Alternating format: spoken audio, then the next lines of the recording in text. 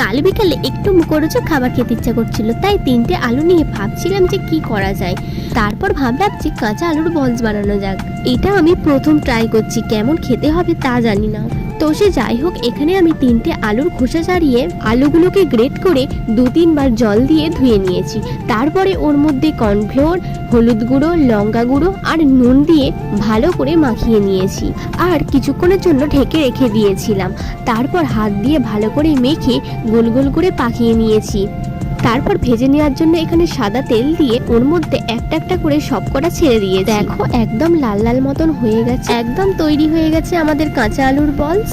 আর দেখো কতটা ক্রিস্পি হয়েছে। আর তোমাদের একটা কথা বলার ছিল, প্লিজ তোমরা আমার চ্যানেলটিকে সাবস্ক্রাইব করে দাও আর আমার পাশে থাকো, কারণ আমি একদম নতুন, তোমরা সাপোর্ট না করলে সত্যিই আমি এগোতে পারবো না। তো সে যাই হোক, রেসিপিটা কিন্তু দারুণ হয়েছিল। ভিডিওটা ভালো লাগলে একটা লাইক করে দিও। টাটা সবাইকে।